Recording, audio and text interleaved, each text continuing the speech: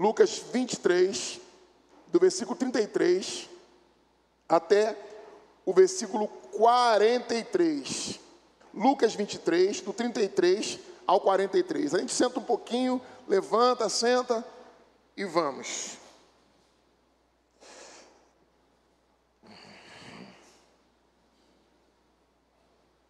Dói, hein?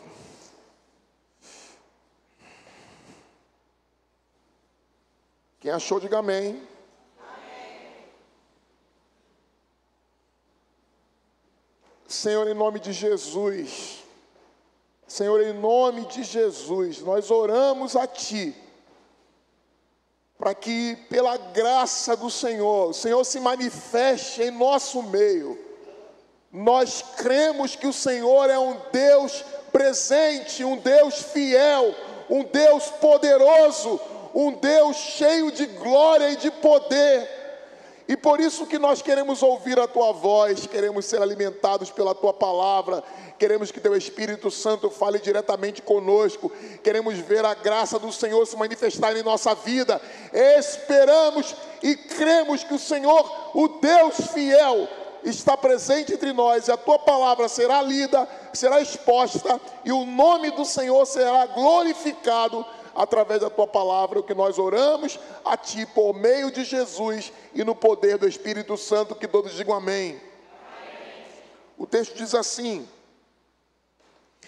quando chegaram ao lugar chamado Calvário, ali o crucificaram, bem como os malfeitores, um à direita e outro à esquerda. Versículo 34, vocês. Contudo, Jesus dizia: Pai, perdoa-lhes, porque não sabem o que fazem. Então, repartindo as vestes dele, lançaram sorte. O povo estava ali e a tudo observava. Também as autoridades zombavam e diziam: salvou os outros, a si mesmo se salve, se é de fato o Cristo de Deus, o escolhido.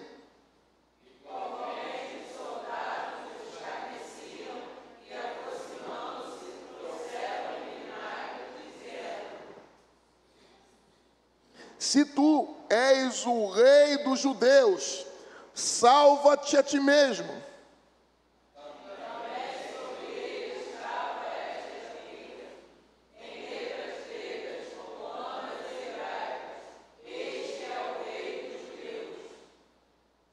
Um dos malfeitores crucificados blasfemavam contra ele, dizendo: não és tu o Cristo? Salva-te a ti mesmo e a nós também.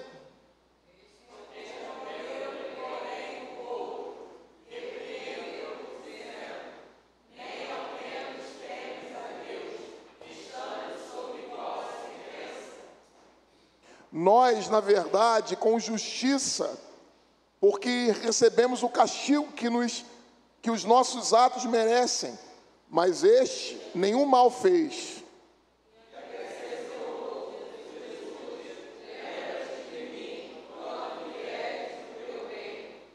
Jesus lhe respondeu: em verdade te digo que hoje estarás comigo no paraíso. Palavra do Senhor. Pode tomar seu assento.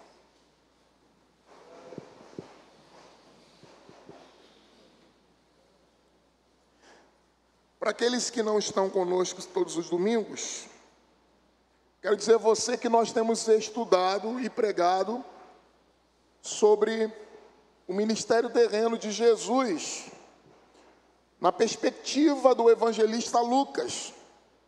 O evangelista Lucas, ele tem peculiaridades próprias da sua versão sobre o ministério, a vida, a morte, a ressurreição de Jesus. Lucas, ele tem um olhar sobre o evangelho diferente do olhar de Mateus, o evangelista, de Marcos, o evangelista, de João, o evangelista. É preciso que você saiba que os evangelhos, eles não estão postos na escritura de forma cronológica. Eles não foram escritos na ordem em que estão nos evangelhos. E isso não é nenhum problema para nós. O que acredita-se é que o primeiro evangelho a ser escrito foi o evangelho de Marcos. E do evangelho de Marcos, o evangelista Mateus, o evangelista Lucas, baseado no evangelho de Marcos, mas uma outra fonte que nós chamamos de fonte Keller, eles escreveram o evangelho de Mateus e o evangelho de Lucas. Ou seja, os evangelhos foram progressivamente surgindo, sendo inspirados pelo próprio Deus, ao trabalho de Deus em inspirar os apóstolos, mas ao trabalho dos apóstolos também na sua arte de criar a literatura, de dar a sua versão, de atentar para os detalhes da vida de Jesus, do nascimento de Jesus.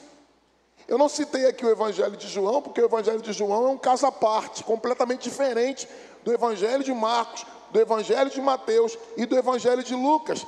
E o evangelho de João é um outro evangelho que também conta a mesma história sobre a vida de Jesus.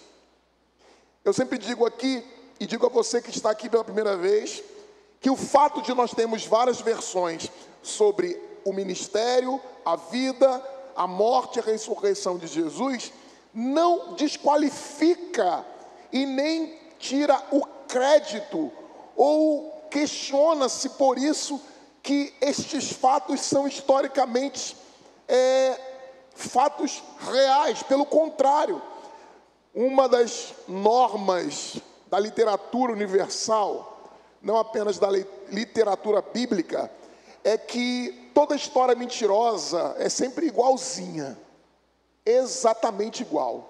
Quando alguém conta uma história, todo mundo conta uma história exatamente igual, sem nenhum ponto e vírgula diferente. A história é a mesmíssima história, sem nenhum ponto e vírgula diferente. Essa história foi armada, essa história é mentirosa, porque ninguém conta a mesma história exatamente igual. Cada um conta a partir do seu olhar, da sua perspectiva. Cada um conta a partir do lugar onde está. Quando você olha uma pessoa que está aqui em pé, você olha essa pessoa, vocês estão me olhando de frente, outros me olham de trás, outros estão do lado, outros estão do outro lado. Então pense no Evangelho como sendo uma história que tem o objetivo de suscitar fé, produzir para os primeiros evangelistas o argumento necessário para eles continuarem servindo o seu mestre, e que os evangelistas foram inspirados por Deus, mas não foi uma sessão de espiritismo, onde eles começaram a escrever de forma incontrolável, sem nenhuma inteligência ou habilidade pessoal. Eles foram escrevendo a partir das suas experiências, das suas memórias, daquilo que eles viveram com Jesus. Então, por isso é que cada um deles conta em perspectiva diferente. Ao contrário, uma história inventada, ela é igualzinha nos mínimos detalhes, porque ela é uma história inventada. Todo mundo se compromete a repetir a mesma coisa. A história de Jesus não é uma história inventada, é uma história que realmente aconteceu. Cada um conta, depois de alguns anos passados, daquilo que lembra. Pense que o texto foi escrito depois de quase 30 anos, que Jesus já havia subido aos céus, ressuscitado dos mortos. E cada um vai contar para a sua comunidade que lidera, na perspectiva daquilo que lembra, daquilo que viveu. Vai contar os fatos que para ele, para aquela pessoa específica, é mais importante. Vai falar sobre aspectos que entende serem fundamentais. E aqui que chega o texto de Lucas, porque esse texto de Lucas, que nós acabamos de ler, só Lucas conta. Nenhum dos evangelistas contam sobre a história que aqui nós vamos pregar. Só Lucas fala desse encontro de Jesus com esses dois malfeitores. Só Lucas é que fala de coisas que nós vamos aqui experimentar e descobrir a partir do tema que eu escolhi para essa noite. O tema que eu escolhi para falar hoje é a realeza da cruz. A realeza da cruz. E esse texto, e esse título que eu escolhi, pode parecer para você um texto simples, mas ele não é. Porque a gente está acostumado com uma lógica muito oposta. Ou é uma coisa, ou é outra coisa. Ou é 8, ou é 80. Ou nós amamos, ou nós odiamos. Ou nós estamos na luz, ou nós estamos nas trevas. Faz sentido o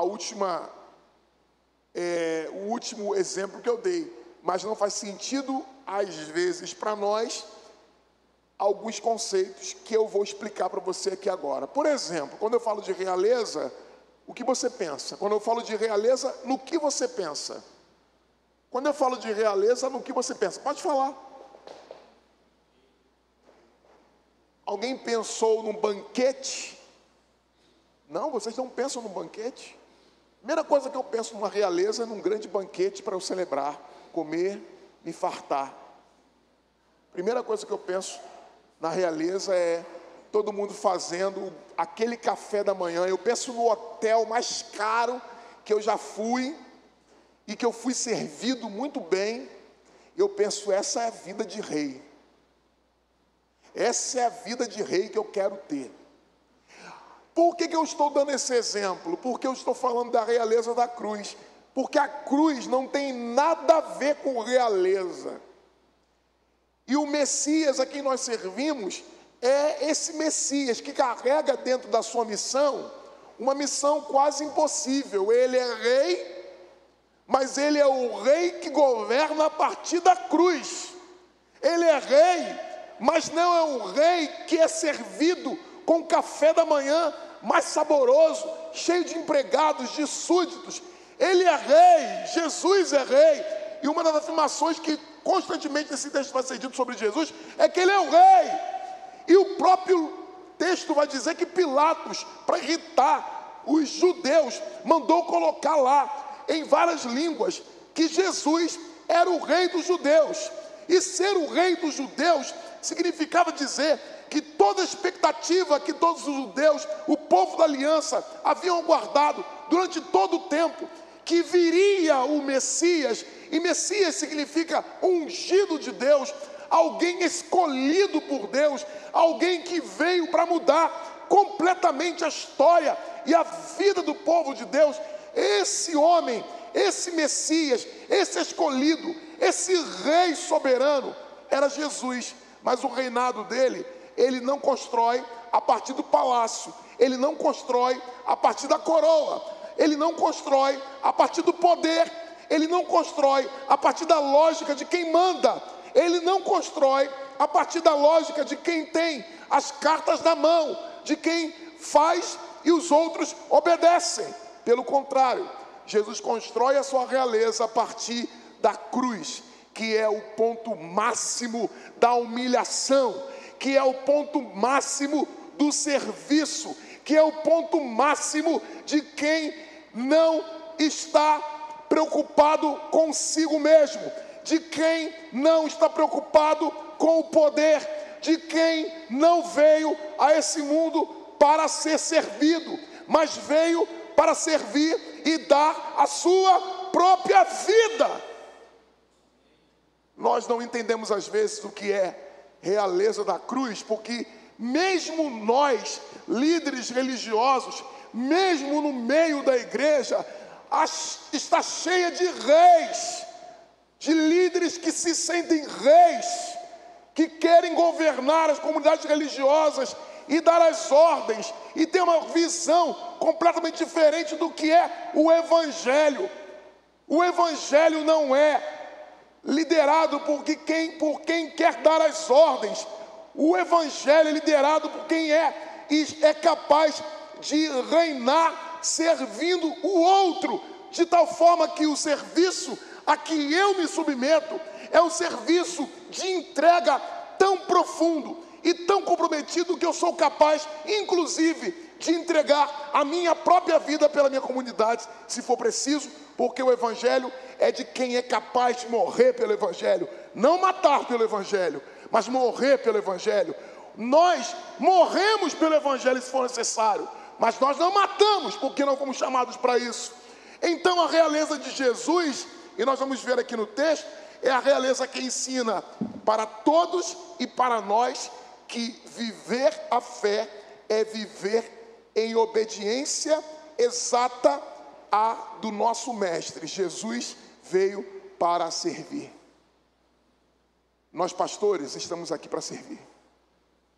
Se nós não entendermos dessa forma, estamos perdendo completamente a visão do nosso chamado. O nosso chamado é para servir.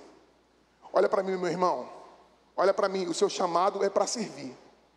Se você veio aqui esperando ser bajulado, paparicado, tratado de forma especial, eu quero dizer a você que Deus nos chamou para servir as pessoas. Não há membros especiais, não há pastores especiais, não há líderes especiais, não há gente especial. Essa compreensão de realeza é mentirosa, porque o reino de Deus é dos fracos, é dos pobres, é dos que estão alienados, segundo a visão desse mundo. O reino de Deus passa pelo sofrimento, o reino de Deus passa pela cruz.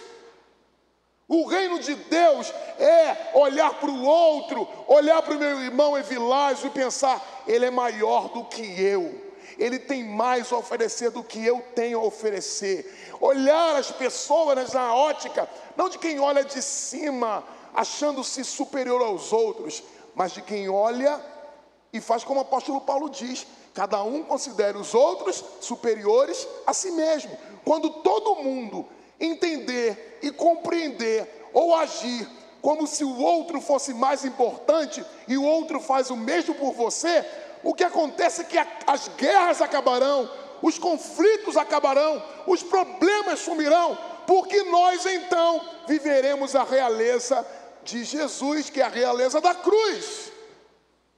Como isso está no texto, pastor? Veja comigo. Quando chegaram ao lugar chamado Calvário, ali o crucificaram, bem como os malfeitores, um à direita e outro à esquerda. Essa é uma metodologia de Lucas. Ele faz, num versículo só, a afirmação de toda a perícope. Ele diz num versículo só o que ele vai dizer em minúcias nos próximos versículos. Ele já diz tudo, o que aconteceu. Mas depois ele, contudo, ele continua explicando como isso se deu de forma minuciosa. E é o que ele faz a partir do versículo 34. Ele diz assim: contudo, Jesus dizia: Pai, perdoa-lhes, porque eles não sabem o que fazem. Eles não sabem o que fazem. Então aqui, o que nós vemos é Lucas dizendo que Jesus foi crucificado e ao lado de Jesus, 2 bandidos estavam pendurados. Eu quero esclarecer para você que a crucificação era um instrumento romano de submissão dos povos conquistados. Os povos conquistados eram submetidos à crucificação porque era o ritual mais macabro, mais humilhante, o ritual mais destruidor, o ritual mais satânico que poderia existir. Então os romanos não impingiam a crucificação a outro romano, mas crucificavam os povos conquistados. A Judéia é uma província imperial de Roma, e por ser uma província imperial de Roma, eu na semana passada expliquei qual é a diferença entre província senatorial e a província imperial. É que por ser uma província imperial, o próprio imperador governa através do procurador romano, que trata-se de Pôncio Pilatos. Há um interesse específico do imperador em não permitir que ninguém interfira nos negócios dele naquela região, porque é uma região importante.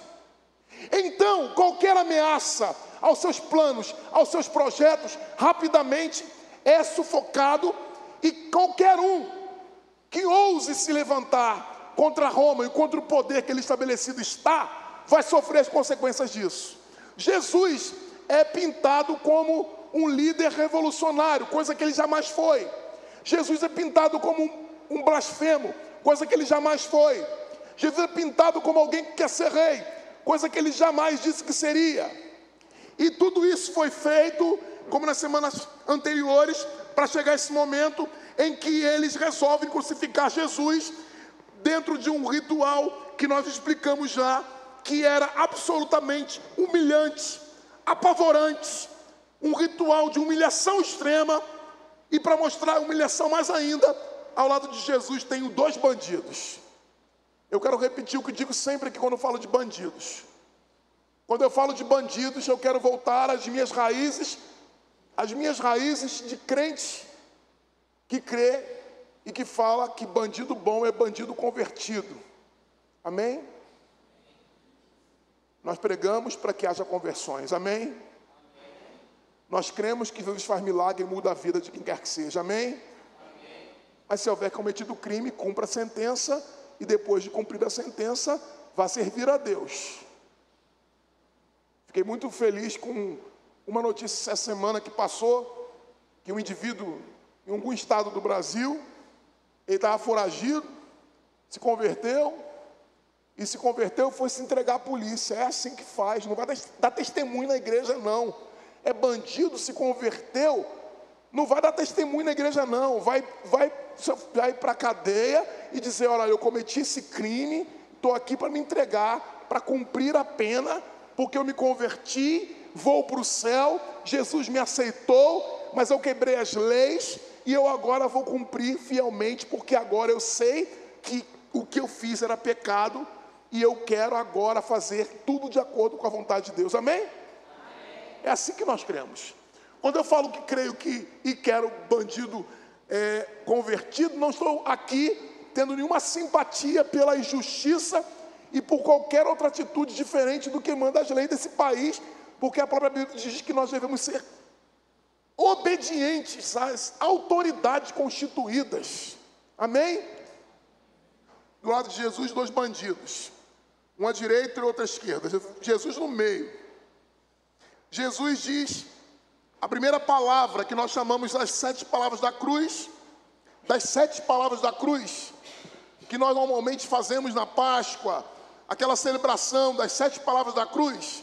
Das 7 palavras, a primeira palavra que Jesus fala foi essa: Pai, perdoa-lhes, porque eles não sabem o que fazem.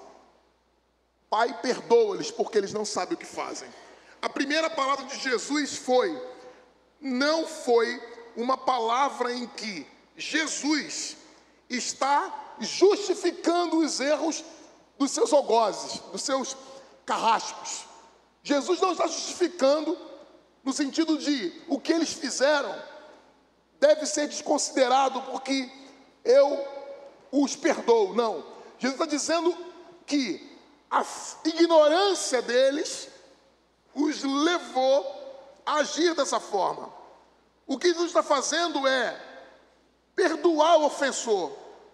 Jesus perdoa o ofensor. Nós perdoamos o ofensor, não é porque o ofensor tenha reconhecido a sua falha.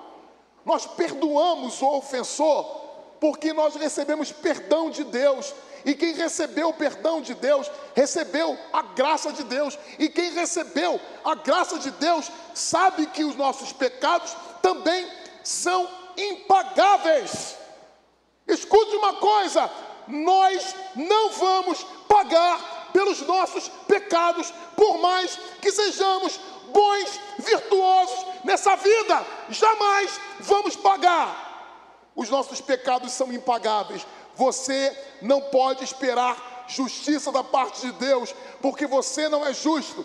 Deus, o nosso Pai, nós devemos implorar a Ele que haja não é com justiça, mas haja com misericórdia. Quer ver alguém que já está se tornando um religioso hipócrita? É que começa a fazer oração: Senhor, faz justiça. Senhor, olha esse povo que não presta, faz justiça. Esse povo que não presta é quem? Você, eu, todo mundo? Sim, nós somos. A graça de Deus nos lavou, a graça de Deus nos lava, a graça de Deus nos muda. Nós queremos mudar, nós queremos vencer, nós queremos ser transformados, nós estamos em busca disso. Nós não vamos chegar à plenitude disso, mas nós vamos continuar até o final, buscando que a graça de Deus nos absolva, nos mude, nos transforme. Nós sabemos que não podemos pagar, mas nós continuamos, não para pagar, mas porque fomos já reconciliados. Nós praticamos as boas obras, não é para ser salvos, mas porque fomos salvos, nós queremos fazer o que agrada a Deus. Se você faz aquilo que agrada a Deus para você poder ser salvo, meu irmão, vai se esgotar, vai virar um religioso, vai vir para a igreja dia e noite, vai fazer tudo o que quiser fazer, vai continuar sendo um religioso sem misericórdia e sem a graça de Deus, porque o que muda a gente é a graça de Deus, é Deus que age, é Deus quem faz, é Deus quem transforma. Então abra-se a graça de Deus, a graça de Deus que chegou àqueles dois bandidos, é a mesma graça de Deus que está disponível para mudar a minha vida e a sua. É essa graça de Deus que muda a gente, é essa graça de Deus que muda gente que era irremediável. Irremediável. E a gente muda para poder se tornar igual a Jesus. Conheci um vizinho, que ele era o indivíduo mais cachaceiro do bairro. De bar em bar. O indivíduo mais adúltero que eu já conheci. Todo dia, o dinheiro dele direto para o bar e para as mulheres que ele tinha. Conheci um indivíduo assim. A graça de Deus o alcançou. Você pode dizer glórias a Deus? A graça de Deus alcança a gente assim. Você crê nisso? A graça de Deus alcança a gente como nós também. Você pode dizer glórias a Deus? O problema é que depois que ele se converteu, se tornou uma pessoa insuportável. O problema é que depois que ele se converteu, aquele cara boa praça, que vivia bêbado pela rua, abraçando e beijando todo mundo, virou alguém insuportável. Saiu de um extremo para o outro, de um bebum, se transformou num religioso, começou a achar que a salvação que ele recebeu era dele, porque ele conquistou. Você recebeu de graça, quem te deu, quem mudou você, quem está transformando você, quem está fazendo a obra em você, é Deus, é o Espírito Santo que está fazendo a obra em você e vai fazer a obra em você. Se você também ficar resistindo à obra de Deus, você, do pecador depravado, vai se transformar no religioso depravado. No religioso que não enxerga Deus, continua morto, continua sem Deus, continua sem saber quem é Deus. Aqui trata-se de dois homens absolutamente perdidos, mas que a graça de Deus alcançou. Veja comigo, o texto continua dizendo, um dos malfeitores, versículo 39, blasfemava contra ele dizendo, não és tu o Cristo, salva-te a ti mesmo e a nós mesmos. Este era o primeiro bandido, o primeiro malfeitor. Jesus os perdoou, mas aquele homem insiste em ofendê-lo, em questionar que ele era o profeta de Deus. Esse homem não recebeu a graça de Deus, seu coração estava fechado à graça de Deus. A graça de Deus não chegou no seu coração. A graça de Deus não mudou o seu coração.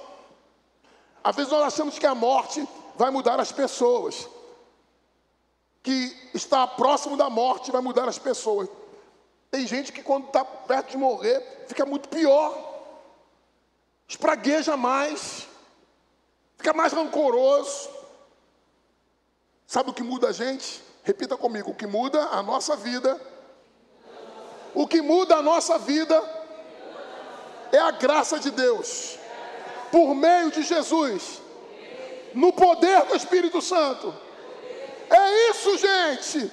Quem muda a nossa história é a graça de Deus por meio de Jesus, no poder do Espírito Santo. Jesus nos perdoou. Jesus perdoou aqueles homens, mesmo perdoando, mesmo dizendo que eles estavam perdoados. Um deles permaneceu desejando e atacando Jesus, porque a graça de Deus não chegou no seu coração. Estava fechado a graça de Deus. Ele estava brincando com Jesus e ofendendo a Jesus. Um deles não vai encontrar-se com Jesus porque o seu coração está fechado. Jesus perdoa a ambos, mas somente um deles é capaz de receber o perdão. Jesus perdoa ambos, mas um abre o seu coração e recebe o perdão de Jesus e deixa que suas falhas fiquem no passado e entende que tudo que ele fez foi errado e busca reconhecer a sua culpa, reconhecer o seu fracasso e buscar a graça de Deus. Jesus é rei, é Ele quem perdoa. Ele perdoa porque quer perdoar. Jesus perdoa porque Ele é perdão, porque Ele é amor puro. Porque Jesus perdoou você e eu não sei. Eu fico pensando nos motivos que Jesus me ama, eu não consigo encontrar motivos que sejam razoáveis. Eu não consigo encontrar motivos razoáveis para Jesus me amar. Os motivos que hoje eu tenho para perceber que Ele me ama são resultados do ato dele de me amar. Porque quem eu sou hoje não é o pastor Vanderlei, é o pastor Vanderlei por causa da graça de Deus. Sem a graça de Deus eu sou insuportável. Sem a graça de Deus eu sou um miserável. Sem a graça de Deus vocês nem olhem para mim, que eu sou nojento. Sem a graça de Deus eu sou a pior pessoa que vocês já conheceram na vida. Sem o reconhecimento da minha fragilidade, da minha pequenez, da minha culpa, sem reconhecer que eu sou injusto. Se eu achar que são os meus méritos, as minhas virtudes, as minhas ações que me justificam, eu estarei absolutamente perdido, porque é a graça de Deus que me salvou. A graça de Deus é quem salva você. A graça de Deus que salva o pecador, o bandido na cruz, é a graça de Deus que salva a criança, que é inocente aos nossos olhos, mas que carrega a marca do pecado de Adão dentro de si. A graça de Deus é quem muda a minha história. Meu irmão, Deus não tem motivos para me amar, mas Ele resolveu fazer isso por causa da sua misericórdia. Eu, por mais que me esforce para que Ele não me ame, para que Ele faça o que Ele faça e não olhar para mim, porque os meus atos ainda hoje são atos que me levam a agir por vezes contra a vontade de Deus, mas Ele insistentemente resolveu me amar hoje, amanhã e até os últimos dias da minha vida. Eu sei que Ele vai permanecer fazendo isso. Amém? Não trata-se de mim, trata-se dEle. Olha o que Jesus diz, olha o que o texto diz. Aliás, versículo 40 diz assim: respondendo-lhe, porém, o outro repreendeu, um dos malfeitores repreendeu o outro, dizendo: nem ao menos teme a Deus, estando sobre igual sentença? Tu não vai baixar a guarda, seu infeliz, nem na hora da tua morte, seu desgraçado. Tu vai continuar amaldiçoando a Deus? Tem gente que morre assim, morre machucado, morre ferido, morre doente, morre cheio de culpa, cheio de ressentimentos de 30 anos, negando a Deus. Sabe o que o texto diz lá no início? Jesus diz: perdoa-lhes, porque eles não sabem o que fazem. A primeira palavra de Jesus é: estão perdoados os teus pecados. Jesus perdoou os teus pecados. Jesus perdoou os teus pecados. Todas as vezes que você pecar, não faça premeditadamente, não peque pensando que Deus te perdoou, mas saiba que se você cair e cair e cair e cair, você terá um Deus que te levantará, te levantará, te levantará, porque Ele agirá com misericórdia. Não é para que nós venhamos a permanecer no pecado, não é para que nós possamos agir de forma cínica: eu vou pecar porque Deus vai me perdoar. Não, é porque eu sei que a minha tendência é para o mal, que a nossa realidade é uma realidade para o mal, mas a graça de Deus nos alcança, nos salva, nos muda. É Deus quem quer salvar a sua vida hoje, é quem já salvou a sua vida, é Deus quem pode mudar a sua história hoje. Não importa quem você foi até agora, se você receber a Cristo, os seus pecados vão ficar no passado e jamais Ele vai lembrar-se novamente deles. A melhor coisa do mundo é saber que, sendo quem eu sou, sendo quem você é, sendo o que você já fez, sendo todas as realidades que você já experimentou, que Deus todos os dias olha para você, o que Ele vê não é um miserável pecador, Ele vê o seu Filho Jesus na sua vida, e Ele só pode perdoar você, amar você, amar a mim. E sabe o que eu faço todos os dias? Eu quero me tornar santo, eu quero viver uma vida santa, eu quero viver uma vida que honre a Deus, eu quero honrar esse Deus, eu quero viver piedosamente, eu quero servir aos meus irmãos aqui da igreja com a perna doendo, me incomodando, tendo dificuldade para pregar, desatenção, porque dói, você não sabe se fala, se você grita, se você faz o quê, mas eu quero poder fazer, porque eu fui salvo pela graça de Deus, eu fui salvo pela graça de Deus. Lembra daquela história de Lucas, quando Jesus vai comer na casa do fariseu? Essa história é fantástica. Jesus vai comer na casa do fariseu. O fariseu recebe Jesus sem nenhum tipo de demonstração de afeto, de gratidão. Recebe Jesus de forma formal. Recebe Jesus cumprindo os protocolos sociais. Recebe Jesus como recebe qualquer outra pessoa. Meu irmão, pense por um momento, Elaine, Jesus vai jantar na sua casa. Está preparada para isso? André, Aline, Jesus vai jantar na sua casa. Quando eu vou tomar um café, eu já me sinto quase Jesus na casa do André e da Aline, porque eles me tratam com um carinho imenso. Agora imagina, Jesus vai jantar na sua casa. Como é que você se porta? Elaine, Aline, André, como é que você se põe? Como é que deveriam agir? Esse homem deveria. Esse homem age com frieza, com indiferença, ele é religioso. Ele só é religioso. Entra uma prostituta, uma mulher mal falada, entra na casa, vê Jesus, quebra os protocolos, sendo pecadora, entra na casa do fariseu, deita aos pés de Jesus, chora, lava os pés de Jesus com as lágrimas, porque Jesus, ao ter caminhado pela rua, era comum que quem hospeda receba aquele que foi hospedado na sua casa com um balde de água para lavar os pés, como demonstração de hospitalidade. Esse fariseu não fez isso com Jesus, mas essa mulher que veio pecadora, entrou, lavou os pés de Jesus com as lágrimas, secou com os cabelos, perfumou com o perfume mais caro.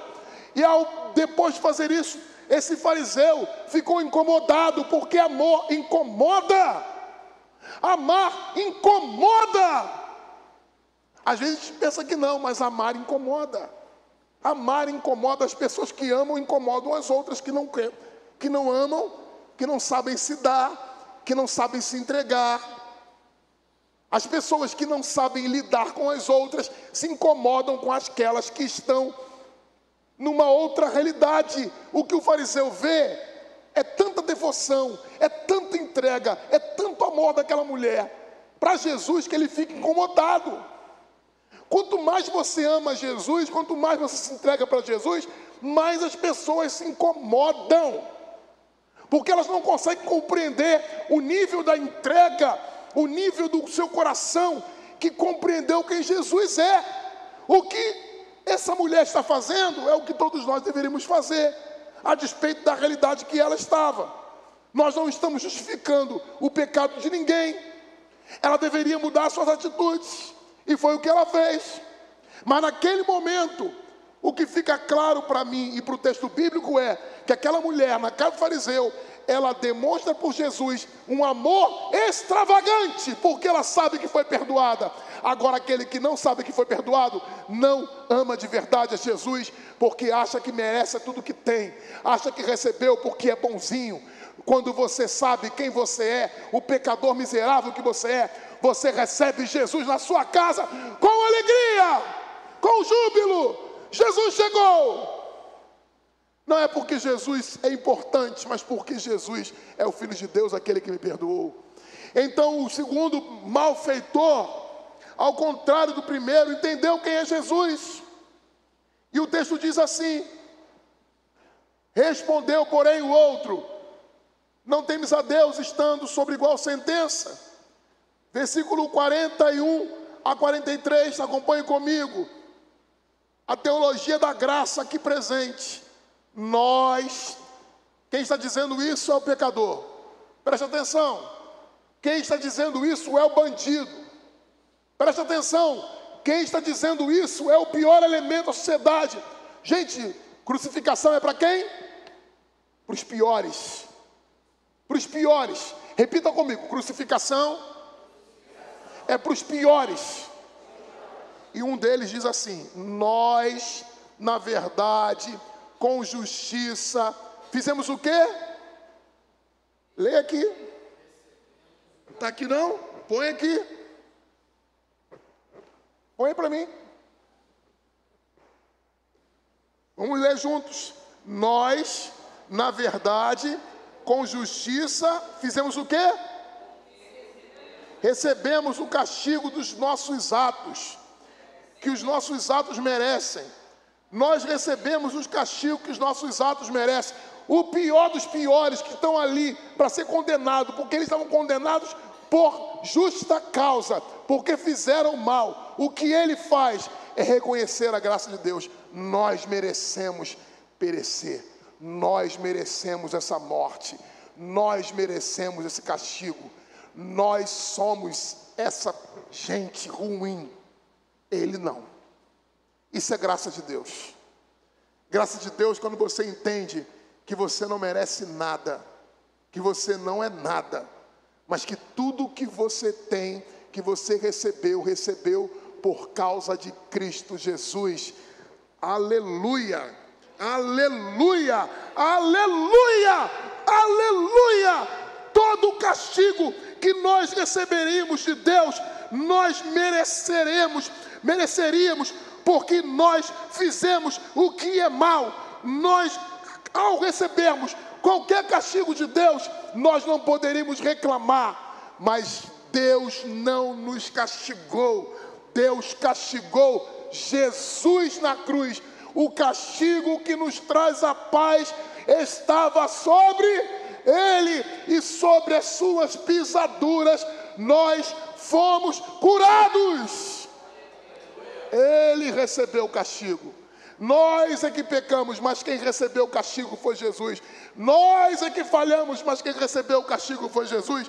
Nós somos injustos, mas quem foi justo em nosso lugar foi Jesus. Nós merecíamos a morte, mas Jesus fez tudo o que era necessário para que nós recebêssemos a vida. Esse malfeitor é um teólogo. Esse malfeitor é alguém que tem uma expertise espiritual tremenda, porque o Espírito Santo, naquele momento, já estava agindo dentro dele. Chama-se regeneração. Regeneração é quando o Espírito Santo entra na sua vida e muda completamente dentro de você, como você é. Ele muda como você pensa, ele vai dentro de você e começa a fazer você enxergar as coisas de outra forma, a ter uma outra sensibilidade, a ter uma outra compreensão das coisas. Quando Deus está fazendo isso na sua vida, é porque o Espírito Santo está regenerando você, mudando a sua identidade, tirando você do inferno e levando você para o céu, tirando você das trevas do diabo e levando você para a luz de Cristo. E o que esse homem diz, esse teólogo da Bíblia, ele diz: Senhor, nós fizemos por merecer, você não. E ele termina, e eu termino também, e ele diz assim, lembra-te de mim quando estiveres no teu reino. Lembra que eu falei, Jesus é um rei. É um rei que está na cruz.